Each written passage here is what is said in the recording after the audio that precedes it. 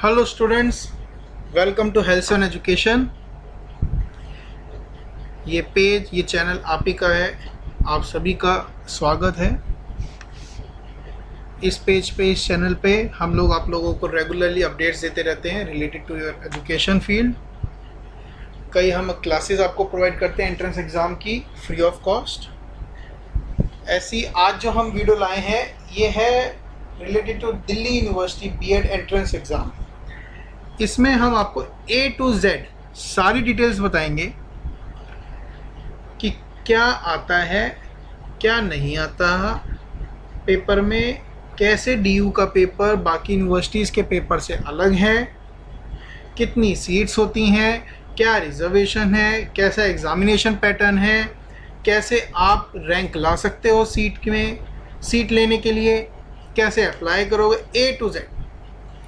अब हम इसमें आपको स्टार्ट करते हैं। इसमें आप देख सकते हो एलिजिबिलिटी क्राइटेरिया है नंबर 1, फिर एलिजिबिलिटी टू चूज सब्जेक्ट्स है, कितनी सीट्स हैं, कैसे कॉलेजेस में सीट्स का एलोकेशन है, सब्जेक्ट वाइज कॉलेजेस का क्या सीट डिस्ट्रीब्यूशन है, रिजर्वेशन क्या है CW कैटेगरी का, PWD कैटेगरी का, SC ST OBC वालों के लिए, स्पोर्ट्स कोटा के लिए क्या है, एग्जामिनेशन का पैटर्न क्या आता है। दूसरा सबसे इम्पॉर्टेंट अपडेटेड सिलेबस बाकी वीडियो में, ज़्यादातर वीडियोस में आपको नहीं मिलेगा। क्यों नहीं मिलेगा अभी आगे बताएंगे, ठीक है। कैसे कितने क्वेश्चन आपके करेक्ट होने चाहिए रैंक लाने के लिए, कैसे अप्लाई करोगे, क्या डॉक्यूमेंट्स रिक्वायर्ड है, सारी चीज़ें हम इस वीडियो में आपको कवर अप करके बताएंगे। नेक्स्ट आ जाता है कि DU कब बनी थी। 1922 में बनी थी। एक छोटा सा आपको एक शुरू में इंट्रो बता रहे हैं। सेंट्रल लेजिस्लेटिव असेंबली के थ्रू का एक्ट है ये, उसके थ्रू बनी थी। देन पहले क्या होता था कि DU का जो एग्ज़ाम है एंट्रेंस एग्ज़ाम बीएड का, ये दिल्ली यूनिवर्सिटी खुद लेती थी, तो सिलेबस अलग था। अब क्या है, NTA लेती है, नेशनल टेस्टिंग एजेंसी। इसका सिलेबस थोड़ा सा डिफरेंट है लेकिन इम्पॉर्टेंट है। अब क्या है, मई में हमेशा फॉर्म्स आते हैं हर साल, जून में एडमिट कार्ड आता है, जुलाई में एंट्रेंस एग्ज़ाम होता है, रिज़ल्ट भी जुलाई में आ जाता है, अगस्त में एडमिशन प्रोसीजर शुरू हो जाता है।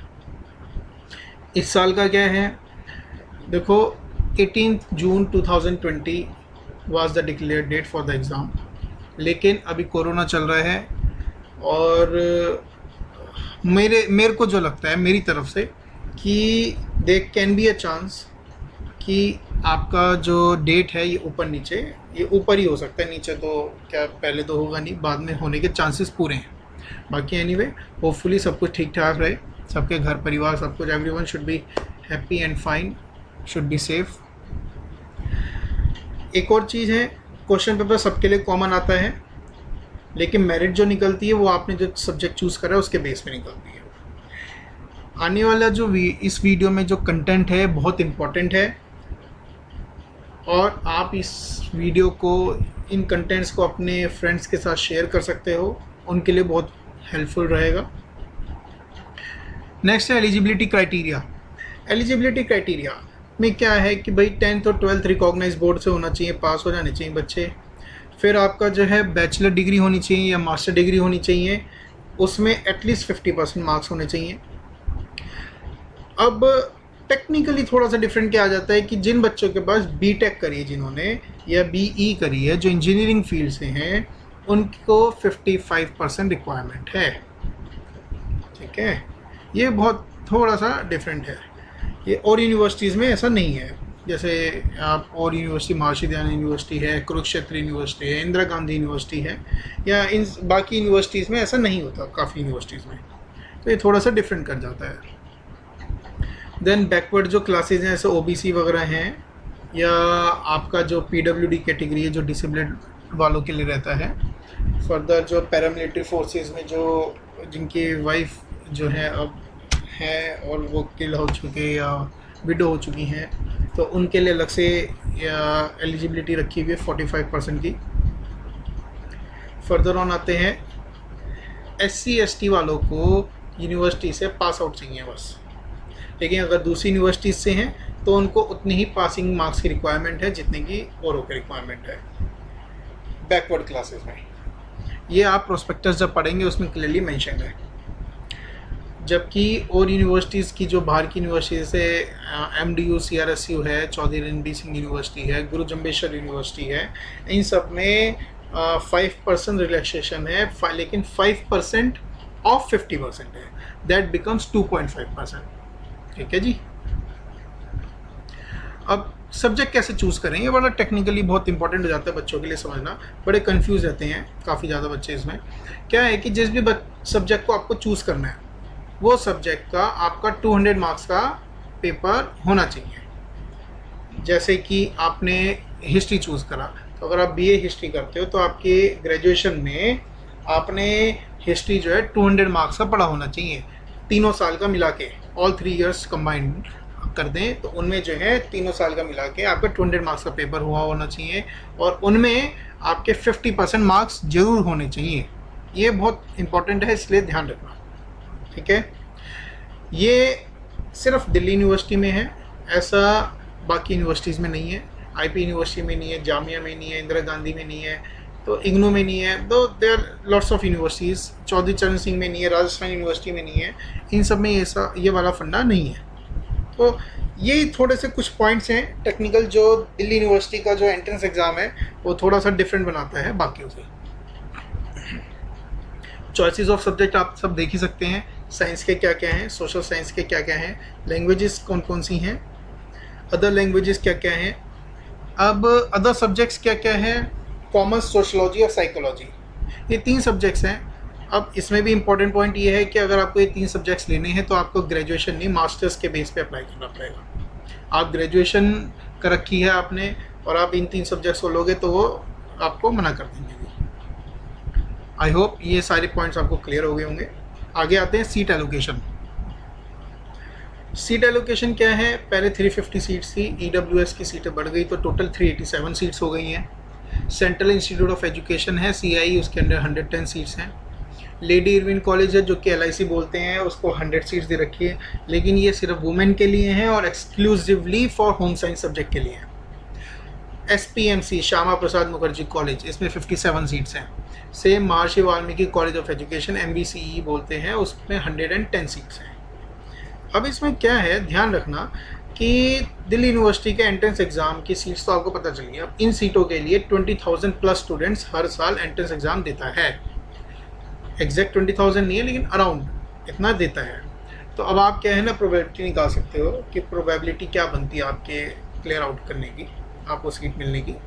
तो हमारी एडवाइस हमेशा रहती है सिर्फ इसी का ना दें, राजस्थान का, यूपी का, CCS जो है यूपी में या राजस्थान में जो है, आप दिल्ली की अपनी IP यूनिवर्सिटी है, आप जामिया यूनिवर्सिटी है, या फिर डायरेक्ट इन सब के एंट्रेंस एग्ज़ाम ज़रूर दें एज अ B प्लान या बैकअप के लिए। Further Maharshi Dayanand university, Kurukshetra university है, बहुत पुरानी यूनिवर्सिटी है, चौधरी रणबीर सिंह यूनिवर्सिटी है हरियाणा की गवर्नमेंट, उन सब में आप डायरेक्ट एडमिशन ले सकते हो, लेकिन काउंसलिंग के थ्रू मेरिट बेस पे कॉलेज अलॉट होगा। फर्दर आते हैं सब्जेक्ट वाइज कैसे सीट्स हैं कॉलेजेस में अलग अलग, तो आप देख सकते हो CIE में साइंस की 35 सीट्स हैं, लैंग्वेजेस में 27 है, सोशल साइंस की 35 है, अदर सब्जेक्ट्स की 13 है, टोटल 110। ऐसी LIC का आपको बता ही दिया था, होम साइंस एक्सक्लूसिवली है होम साइंस की, और वो भी सिर्फ वुमेन के लिए, तो 100 सीट्स हैं। जनरली LIC का इसी रीज़न से कट ऑफ भी लो रेट रहता है। MBCE में भी आप देख सकते हैं, ऐसे SPM में भी अलग अलग सब्जेक्ट वाइज देख सकते हैं। रिजर्वेशन, अब रिजर्वेशन क्या है कि OBC वालों के लिए तो 27% सीट्स रिजर्व्ड हैं, SC वालों के लिए 15% है, ST के लिए 7.5% है, PWD जो डिसेबल वाले हैं उनके लिए 5% है। फॉरेन नेशनल्स जो बाहर से पढ़ के आ रहा है हमारे देश में, बाहर का फॉरेनर बच्चा कोई, उसके लिए 5% सीट रिजर्व्ड है। CW कैटेगरी, चिल्ड्रन वुमेन जो आपको बताया था पहले शुरू में, पैरामिलिट्री फोर्सेस भी उसमें इंक्लूड होती हैं आर्मी वालों के, तो उनके लिए 5% रिजर्व्ड है। अब क्या है कि जनरली B.Ed को छोड़ के दिल्ली यूनिवर्सिटी के जितने भी कोर्सेज ऑफर्ड हैं उन सभी में स्पोर्ट्स कोटा होता है। मान लीजिए किसी ने कोई गेम खेली, वो गेम का वो नेशनल लेवल पे खेल चुका है, तो उसको स्पोर्ट्स कोटा मिल जाता है, स्पोर्ट्स कोटा के थ्रू सीट्स मिल जाती है, उसमें रिलैक्सेशन मिल जाता है। लेकिन B.Ed जो कोर्स है इसमें स्पोर्ट्स कोटा की सीट्स नहीं हैं, ये ध्यान रखना है। अब जनरल वाले अपनी सीट्स का जो है नंबर कैलकुलेट कर लें, कि कितना बचता है, कितना चांसेस है। अब एग्जामिनेशन पैटर्न और सिलेबस, ये बड़ा इंपॉर्टेंट है, ध्यान से सुनना भाई। 2 आवर्स का तो पेपर है, 2 घंटे का, 100 क्वेश्चंस आएंगे, मल्टीपल चॉइस ऑफ क्वेश्चंस हैं, मल्टीपल चॉइस क्वेश्चंस आएंगे सारे के सारे। टोटल मार्क्स जो है पेपर का 400 है, क्योंकि 100 मार्क्स है और पर क्वेश्चन जो है 4 मार्क्स का होगा, 4 मार्क्स का। ठीक करोगे तो 4 मार्क्स मिलेंगे, लेकिन अगर गलत कर दोगे तो नेगेटिव मार्किंग है 1 मार्क की, 1 नंबर गया। तो ध्यान रखना, हवा में तीर नहीं चलाना, तो क्या नहीं मारने, ध्यान रखना। लैंग्वेज इंग्लिश और हिंदी में आप पेपर दे सकते हो। पेपर जनरली 3 पार्ट्स में डिवाइडेड है। 60 MCQs, subject knowledge up to senior secondary level, not up to 10th। अब ये नॉट अप टू 10th इसलिए लिखा है क्योंकि जो पुराना सिलेबस था, जब दिल्ली यूनिवर्सिटी खुद कंडक्ट कराती थी, उसमें उन्होंने 10th तक का रखा था सिलेबस। लेकिन अब जो नया सिलेबस आ गया है, NTA के एग्ज़ामिनेशन जब से करा रही है, 2 साल हो गए हैं लगभग, तो 2 साल में से जो आ रहा है सिलेबस, उसमें आपका 12th तक का सब्जेक्ट्स का क्वेश्चंस पूछे जाएंगे। ये बड़ा इंपॉर्टेंट फैक्टर है, तो ध्यान रखनी है।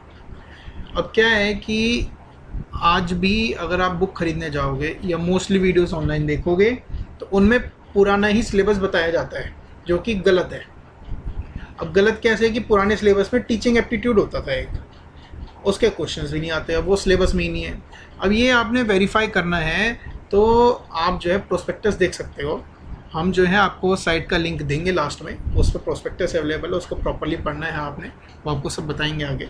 ऐसी कई बड़े बड़े ऑथर्स की बुक्स भी हैं जो गलत सिलेबस बता रहे हैं, जैसे आर गुप्ताज और अरिहंत की, बहुत फेमस हैं ये, लेकिन गलत बता रहे हैं तो गलत बता रहे हैं, ये मेरा काम है आपको बताना, तो आपने ध्यान रखना है। फर्दर ऑन 20 MCQs हैं जनरल नॉलेज और रीजनिंग के, 10 MCQs इंग्लिश, 10 MCQs हिंदी के, लैंग्वेज प्रोफिशिएंसी में आते हैं। अब इसमें क्या है, जैसे IP यूनिवर्सिटी है या जामिया यूनिवर्सिटी है या CCS है, इन सब के एंट्रेंस एग्ज़ाम का ना पैटर्न डिफाइंड है कि भाई इतने रीजनिंग के इतनी क्वेश्चंस आएंगे या इंग्लिश कॉम्प्रिहेंशन के इतनी क्वेश्चंस आएंगे। लेकिन इसमें क्या है, दिल्ली यूनिवर्सिटी का फिक्स पैटर्न नहीं है, फिक्स पैटर्न नहीं है, इसलिए क्वेश्चन, नंबर ऑफ क्वेश्चंस जो हैं वो ऊपर नीचे हो सकते हैं, ये ध्यान रखना है आपने। अब क्या है कि सीट मिल जाए, एंट्रेंस एग्ज़ाम क्लियर हो जाए, तो उसके लिए कितने क्वेश्चंस करेक्ट होने ज़रूरी है, ये आप बड़ा टेक्निकल हो जाता है, तो ध्यान रखना है आपने। साइंस वाले बच्चों के लिए 60 क्वेश्चंस ज़रूर होने चाहिए कम से कम। जो लैंग्वेजेस वाले हैं बच्चे, जिन्होंने सब्जेक्ट चूज़ करा, उनके 55 क्वेश्चंस अराउंड होने चाहिए। सेम सोशल साइंस वालों का भी 55 क्वेश्चंस अराउंड करेक्ट होना चाहिए। अदर सब्जेक्ट्स वालों का 50, अदर लैंग्वेजेस वालों का 45 और होम साइंस वालों का 40। शुरू में बता दिया था कि होम साइंस की कट ऑफ लो क्यों जाती है, ठीक है जी। अब इसमें क्या है ना, एक इम्पॉर्टेंट पॉइंट ये हो जाता है कि भाई ये तो करेक्ट क्वेश्चंस हो गए, लेकिन जो आप गलत क्वेश्चंस करके आओगे, उनकी जो नेगेटिव मार्किंग होगी वो काम बिगाड़ सकती है। इसलिए बार बार कह रहा हूँ कि हवा में तीर नहीं मारना, तीर वहीं मारना है जहाँ तक मार सकते हो, जो सही निशाने में लगे। इसलिए आप जो है अगर हवा में तीर मारोगे तो काम खराब हो जाएगा, ये चीज़ ध्यान रखनी है आपने, ठीक है जी। अब अप्लाई कैसे करना है, सिंपल है। यूनिवर्सिटी जो है, दिल्ली की यूनिवर्सिटी की वेबसाइट विजिट करें, वहाँ पर जो है पोर्टल है, वहाँ पर रजिस्टर करें। आप जो है वहाँ पे बीएड के वेबसाइट, इस वेबसाइट पे जाएंगे तो वहाँ पर प्रोस्पेक्टस अवेलेबल है, उसको अच्छे से पढ़ें। अच्छे से पढ़ेंगे तो आपको पता चलेगा स्टेप बाय स्टेप कैसे फॉर्म भरना है, कैसे पोर्टल पे फिल करनी है सारी डिटेल्स, और सब्जेक्ट कैटेगरी बड़े ध्यान से चूज़ करना, एग्ज़ामिनेशन सेंटर बहुत ध्यान से चूज़ करना, क्योंकि पैसे देने के बाद दोबारा चेंजेस नहीं होंगे, ये चीज़ बड़ी इंपॉर्टेंट है, ठीक है जी। नेक्स्ट डॉक्यूमेंट्स हैं। अब डॉक्यूमेंट्स क्या रिक्वायर्ड रहते हैं, original documents, 2 set of photo copies. अब डॉक्यूमेंट्स कौन कौन से हैं भाई, 10th और 12th की मार्कशीट सर्टिफिकेट। जनरली अब क्या है कि आपको पता ही है 10th की जो सर्टिफिकेट है वो as a date of birth verification भी यूज़ होती है, आधार मैंडेटरी है ही। ग्रेजुएशन के बेस पे हो तो फर्स्ट सेकंड थर्ड ईयर की ओरिजिनल्स और फोटो कॉपी। अगर मास्टर्स पे भी है तो मास्टर्स की भी फर्स्ट और सेकंड ईयर की आएंगी। प्रोविजनल सर्टिफिकेट आपका जो है लास्ट जहाँ से आपने डिग्री करी है वहाँ से आएगा, यूनिवर्सिटी का। देन आपका जो है करेक्टर सर्टिफिकेट फॉर्म है। देन आपका अगर कोई बच्चा कहीं जॉब करता है तो सिंपल है कि भाई उधर से नो ऑब्जेक्शन सर्टिफिकेट चाहिए 2 साल का, कि भाई वो वहाँ से पढ़ेगा तो कोई दिक्कत नहीं है उसमें। कोई अगर OBC SC ST वालों के तो उनका भी करेक्टर सर्टिफिकेट, उनका भी जो है उनका भी सर्टिफिकेट चाहिए। करेक्टर सर्टिफिकेट इज़ डिफरेंट, वो हर यूनिवर्सिटी देती है कोर्स करने के बाद, तो वो भी आप लोगे और वो जमा करोगे। Further 2 latest passport size photos, photo ID proof, registration form का प्रिंट आउट और एडमिट कार्ड आपका प्रिंट आउट इंटरेस्ट टेस्ट का वो चाहिए। आई होप सारे पॉइंट्स यहाँ पर क्लियर कर दिए आपको बहुत अच्छे से। आप सारी चीज़ें आपको पता चल गई हैं। अकॉर्डिंगली आप स्ट्रेटेजी बना सकते हो कैसे प्लान करना है एडमिशन के लिए। और अगर आपको वीडियो अच्छी लगी है तो ये वीडियो का कंटेंट हमने बड़े अच्छे से आपके लिए बनाया है। आप अपने फ्रेंड्स के साथ डिस्कस करें, उनकी भी हेल्प आउट होगी, आपका भी हेल्प आउट हुआ है, तो उनके साथ शेयर करें। हमारे पेज को ज्वाइन करें, सब्सक्राइब करें, जैसे कोई भी जो नेक्स्ट वीडियो आएगी आपकी मिस आउट ना हो। थैंक यू, आपने वीडियो देखी। Have a good day, good night जब भी आप वीडियो देख रहे हैं।